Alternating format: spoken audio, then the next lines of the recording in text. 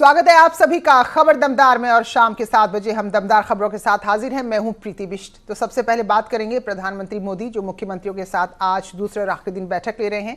तो आज जो बैठक है उसमें उत्तर प्रदेश के मुख्यमंत्री भी शामिल हैं।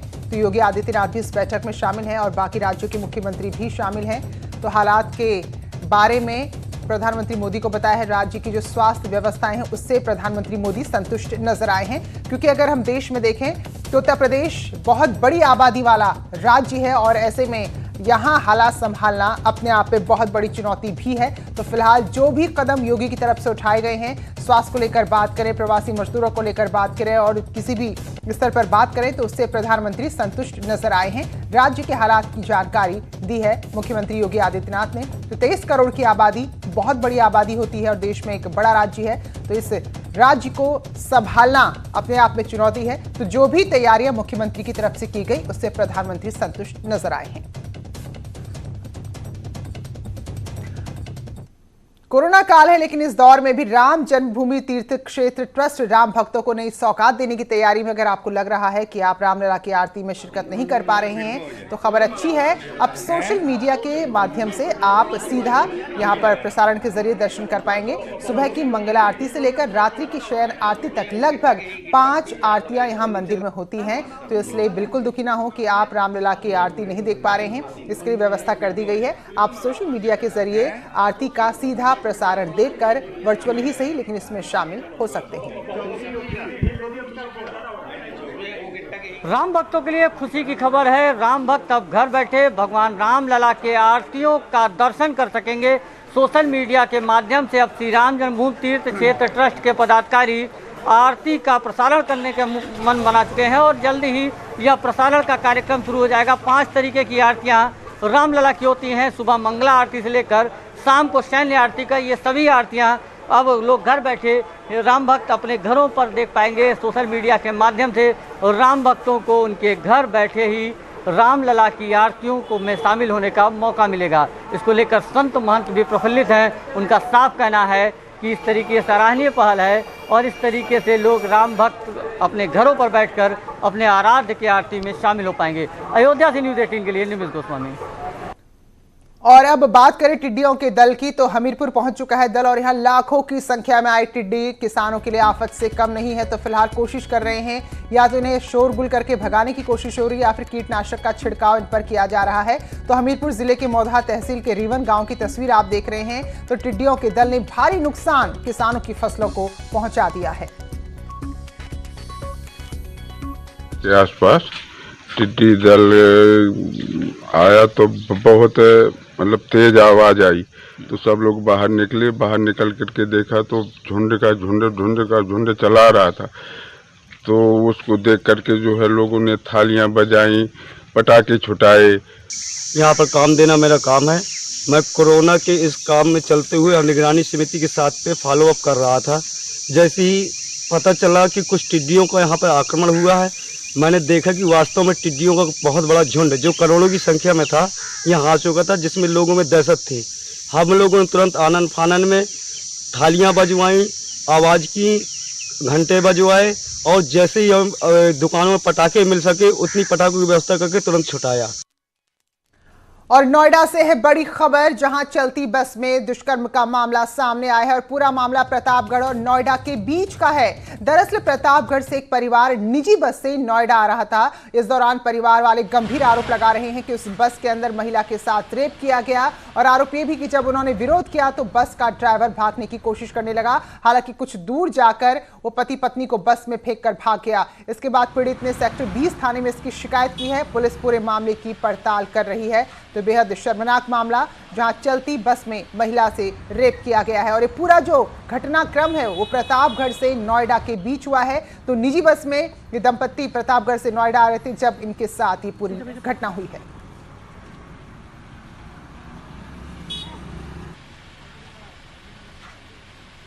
रणविजय हमारे सहयोगी जुड़ चुके हैं। रणविजय, जरा विस्तार से बताइए, बड़ी गंभीर ये घटना है, कहां पर इसे अंजाम दिया गया, कौन ड्राइवर था, किस वजह से?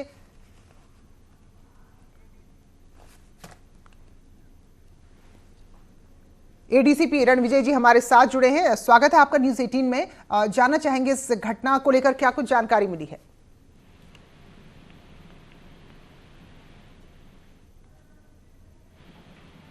रणविजय जी, आपको आवाज मिल रही है?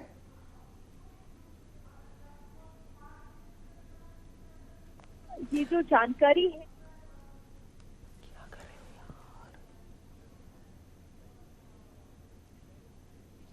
तो बस में महिला यात्रा कर रही थी और पति भी उनके साथ थे, लेकिन इस दौरान ये जघन्य घटना को अंजाम दिया गया और आरोप है कि प्रतापगढ़ से नोएडा के लिए परिवार निकला था और निजी बस इन्होंने बुक कराई थी और उसी बस में ये घटना हुई है।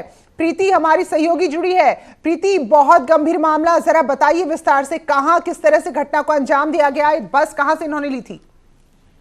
बिल्कुल प्रीति, ये एक गंभीर मामला तो है ही, और साथ में अगर हम कहें तो कहीं ना कहीं लापरवाही भी नजर आती है, क्योंकि ये जो बस है ये प्राइवेट बस है। प्रतापगढ़ से ये बस निकली थी गौतम बुद्ध नगर के लिए, और ये जो हादसा हुआ है ये रात के वक्त ये हादसा हुआ है। और ये अंदाजा लगाया जा रहा है महिला के हिसाब से कि बस कहीं मथुरा में रही होगी, मथुरा के साइड से रही होगी जब ये हादसा रात में हुआ है।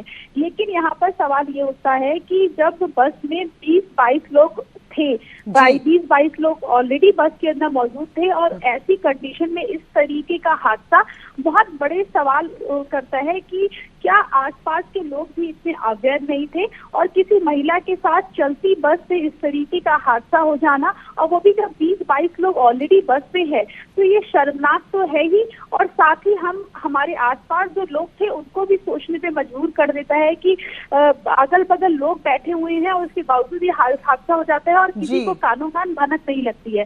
हालांकि जब ये महिला जो है ये गौतम बुद्ध नगर पहुंची, उसके बाद इन्होंने पुलिस में एप्लीकेशन दी, पुलिस में FIR दर्ज करवाई, उसके बाद पुलिस हरकत में आई, पुलिस तुरंत हरकत में आई और पुलिस ने एक व्यक्ति को गिरफ्तार भी कर लिया है, आरोपी को गिरफ्तार कर लिया है, और साथ ही पुलिस कार्रवाई कर रही है। अभी जो महिला का मेडिकल करवाया गया है, एक मेडिकल की पूरी जांच की जो टीम है वो गठित की गई है, और उसके बाद ही जब कार्रवाई पूरी होगी उसके बाद निकल कर आएगा कि ये असल में मामला क्या है। क्योंकि इसमें एक पक्ष ये भी है कि जब महिला ने पहले जो एप्लीकेशन दी थी पुलिस को, जो FIR करवाने महिला पहुंची थी, तो उसने छेड़छाड़ की बात कही थी, लेकिन बाद में उसने कहा कि उसके साथ रेप की घटना को अंजाम दिया गया है। तो इस बात की भी पुलिस तहकीकात कर रही है कि पहले ऐसा बयान दिया था, फिर उसने बाद में बयान क्यों बदला। ऐसा महिला का कहना है कि पहले मैं डर गई थी। जी बिल्कुल, रणविजय जी एडिशनल DCP हमारे साथ जुड़ गए। रणविजय जी, स्वागत है आपका न्यूज़ 18 में। ये बड़ा गंभीर मामला सामने आया है, तो क्या आप तक शिकायत की गई है और किस तरह से इस पर कार्रवाई हो रही है? देखिए, मैं सबसे पहले स्पष्ट कर दूं कि ये घटना नोएडा की नहीं है। बेसिकली जो पीड़िता है वो प्रतापगढ़ से चली थी और प्रतापगढ़ से बस में सवार हुई थी, वो यहाँ नोएडा आ रही थी जी। और इसी बीच में रास्ते में ये घटना घटी है। संभवतः जो उनके बयान है उस बयान के मुताबिक लखनऊ से लेकर के मथुरा के बीच में, चूंकि ये बस मथुरा में 4:32 पे क्रॉस की है, तो ये घटना लखनऊ से लेकर के और मथुरा के बीच में कहीं ना कहीं घटी है। हम लोगों ने पूछताछ की है, चूंकि ये यहाँ पे उतरी हैं, उतरने के बाद इनके पति यहाँ से मिले हैं और मिलने के बाद इन लोगों ने तत्काल ये हमारे सेक्टर 20 को सूचना दी है, तो हम लोगों ने स्विफ्टली एक्ट करते हुए उस बस को पकड़ा है, बस को सीज किया है और जो ड्राइवर उसमें था उस ड्राइवर को हम लोगों ने अरेस्ट किया है। उसके बाद इनसे हम लोगों ने तहरीर लेकर के मुकदमा दर्ज किया है और बाकी जो उसके जो ड्राइवर है और बाकी एक ड्राइवर और था वो है, एक कंडक्टर है और बस मालिक है, इनको अरेस्ट करने के लिए हम लोगों ने टीम बना दी और बहुत जल्दी इनको हम अरेस्ट करेंगे। जी चलिए, बहुत बहुत धन्यवाद रणविजय जी। तो एक गिरफ्तारी आप बता रहे हैं कर चुके हैं और बाकियों की गिरफ्तारी के लिए कोशिश की जा रही है। शुक्रिया आपका। तो ये बड़ी खबर आई है जिसके बाद पुलिस भी कार्रवाई कर रही है। हालांकि ये गौतम बुद्ध नगर जिले के अंदर का मामला नहीं, लेकिन महिला यहीं के लिए निकली थी और यहीं शिकायत दर्ज कराई है, तो पुलिस ने भी तुरंत इस पर कार्रवाई करते हुए एक आरोपी को गिरफ्तार कर लिया है और बाकियों की तलाश की जा रही है। बहुत बहुत शुक्रिया प्रीति आपका भी इस खबर पर जानकारी देने के लिए। लॉकडाउन के इन गंभीर दिनों में लगातार मजदूरों के साथ कई तरह की घटनाएं देखने के लिए और सुनने के लिए मिल रही हैं और इन घटनाओं का शिकार जो मजदूर हो रहे हैं उनकी मुश्किलें और बढ़ रही हैं। बिजनौर में मजदूर की नाबालिग बच्ची के साथ रेप का प्रयास किया गया, तो एक तो इतनी मुसीबत, पहले से ऊपर से जो ये दरिंदगी है वो अपने आप में और ज्यादा शर्मसार कर रही है। आरोप ट्रक ड्राइवर पर लगा है कि उसने बच्ची के साथ रेप का प्रयास किया। शिकायत मिलने पर पुलिस ने आरोपी ड्राइवर को गिरफ्तार कर लिया है। उसके पास से अवैध तमंचा भी बरामद हुआ है। तो मजदूरों को जाने का जो साधन मिल रहा है उसमें वो जा रहे हैं और इसी का कुछ वहशी लोग फायदा उठाने की कोशिश कर रहे हैं। संभल में ऑपरेशन जेसीबी के तहत पुलिस को बड़ी सफलता हाथ लगी है। जिले में चल रहे अवैध असलाह फैक्ट्रियों का पुलिस ने भांडाफोड़ किया है और 3 लोगों की गिरफ्तारी हुई है। साथ ही असलाह बनाने की मशीन भी बरामद हुई है। छापेमारी के दौरान पुलिस ने 22 असलहे भी बरामद किए हैं।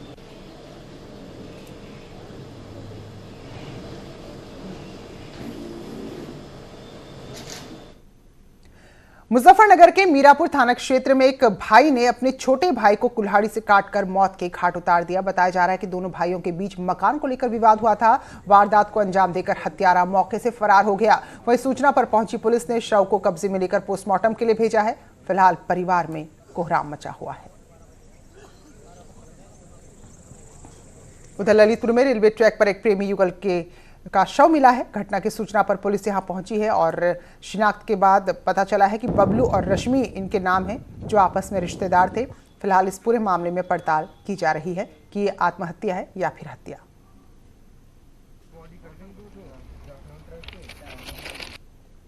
खबर हाथरस से। यहां के थाना सादाबाद क्षेत्र के जंगल में बकरी चराने गई व्यक्ति की गला रेत कर हत्या कर दी गई और बदमाश मौके से फरार हो गए। दर्जन ये अपने बकरियों के साथ गए थे। सूचना पर पहुंची पुलिस ने शव को कब्जे में लेकर मामले की पड़ताल शुरू कर दी है। उधर रामपुर में 2 गुटों में जमकर मारपीट हुई, जिसका वीडियो सामने आया है। इसमें 2 गुट मामूली विवाद में आपस में भिड़े और महिलाएं भी इस दौरान मारपीट में पूरी तरह शामिल रही। तो 4 दिन पहले का वीडियो बताया जा रहा है, जहां किसी बात को लेकर 2 गुटों में विवाद हुआ और फिर उसके बाद देखिए जरा, पूरा जंग का मैदान ये इलाका बन गया, जहां दोनों गुट की तरफ से लाठी डंडे पत्थर से हमले किए गए।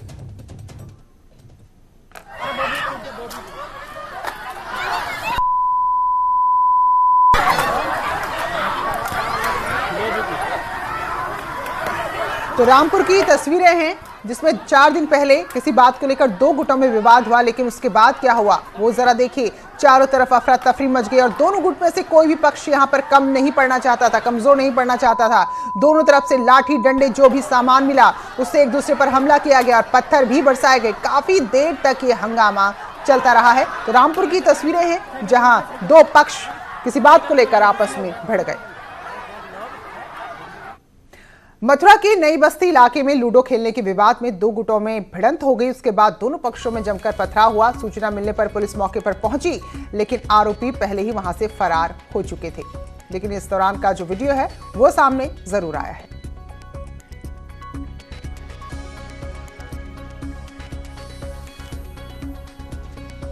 प्रयागराज के कोटवा में कोविड अस्पताल की अव्यवस्थाओं का एक वीडियो सामने आया है और ये वीडियो बता रहा है कि कितना यहाँ पर मरीजों को घटिया किस्म का खाना दिया जा रहा है। खाने की क्वालिटी अच्छी नहीं है, लोगों का कहना है। इसको लेकर विरोध भी किया।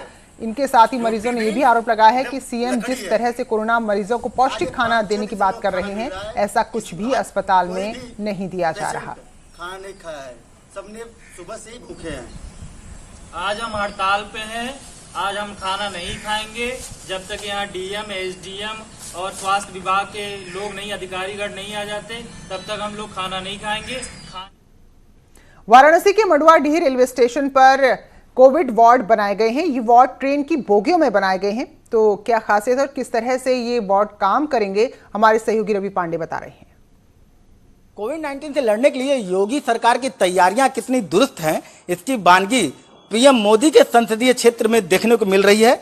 यहाँ वाराणसी के 2 बड़े रेलवे स्टेशनों पर, एक मड़ुआडीह रेलवे स्टेशन और एक कैंट रेलवे स्टेशन पर कोविड-19 स्पेशल ट्रेन लगाए गए हैं, ताकि यदि संख्या बढ़ती है तो जो मरीजों को यहाँ शिफ्ट किया जा सके। यहाँ पे आइसोलेशन पूरा वार्ड बनाया गया इन ट्रेन के अंदर। आप बाकायदा देख सकते हैं कि बाहर मच्छरदानी लगी है और अंदर पूरा जो एक बोगी का जो एक कोच होता है, एक पूरा सीट होता है, उसको अस्पताल के बेड की तरह एकदम परिवर्तित किया गया है। ऑक्सीजन लगाए गए हैं और एक में सिर्फ 2 मरीज को रखा जा सकता है। पूरे अगर 10 बोगियों की अगर बात करें तो मैक्सिमम 107 लोगों का, एक पूरे ट्रेन में 107 लोगों की व्यवस्था की गई है ताकि यहां पर जो कोविड के पेशेंट हैं उनका इलाज कराया जा सके, और अगर यदि संख्या बढ़ती है तो बेडों की कमी ना हो पाए और आराम से उनका इलाज हो सके और ठीक होकर वो अपने घर जा सकें। तो ये जो तस्वीरें हैं वो इस बात से सुकून दे रही हैं कि यूपी में यदि हालात बिगड़ते हैं तो कम से कम दिल्ली जैसे हालात नहीं होंगे। वाराणसी से रवि पांडे की रिपोर्ट, न्यूज़ 18।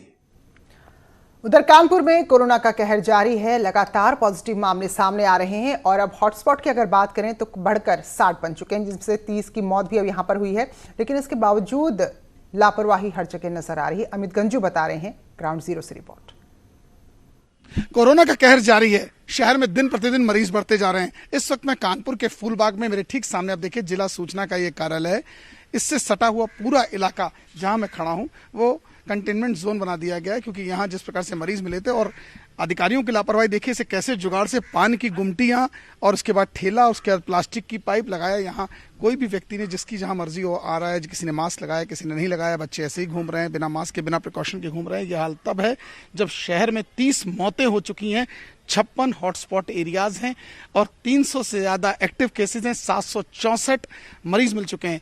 आए दिन मरीजों की संख्या बढ़ रही है, मगर प्रशासनिक अधिकारी अभी भी खाना पूर्ति में लगे। शायद उन्हें इंतजार है और मौतों का और ज्यादा कोरोना पॉजिटिव मरीजों का, इसीलिए यहां इन क्षेत्रों में प्रिकॉशंस को दरकिनार किया गया है। जर्नलिस्ट आशीष पांडे के साथ अमित गंजू, न्यूज़ 18 कानपुर। उधर आगरा में भी कोरोना का कहर जारी है। आयकर भवन में कोरोना ने दस्तक दे दी है। क्या हाल है यहाँ के, बता रहे हैं हमारे सहयोगी हिमांशु त्रिपाठी। आगरा में कोरोना का कहर लगातार जारी है और अब कोरोना ने दस्तक आयकर भवन में दी है। आगरा के आयकर भवन की एक महिला कर्मी कोरोना पॉजिटिव पाई गई है। शाहगंज निवासी इस युवती के कोरोना पॉजिटिव पाए जाने के बाद आयकर भवन की 2 मंजिलें बंद कर दी गई हैं और कर्मचारियों और अधिकारियों को पहली मंजिल और चौथी मंजिल पर जो काम करते थे उन्हें घर रहने को कहा गया, यानी होम क्वारंटाइन कर दिया गया उन लोगों को। और आयकर भवन में पूरी तरह से हड़कंप मचा हुआ है। आयकर भवन की दोनों मंजिलों में जब पूरी तरह से सैनिटाइजेशन का काम हो जाएगा उसके बाद ही कर्मचारियों और अधिकारियों की यहाँ एंट्री मिलेगी। फिलहाल 48 घंटे के लिए आयकर भवन की 2 मंजिलें बंद रहेंगी। या कोरोना का ही असर है और कोरोना से अब तक आगरा में 66 लोगों की मौत भी हो चुकी है। कैमरामैन बंटी के साथ हिमांशु त्रिपाठी, न्यूज़ 18 आगरा। चलिए फिलहाल एक ब्रेक के लिए रुक रहे हैं, लौटेंगे खबर दमदार में कुछ ही देर में।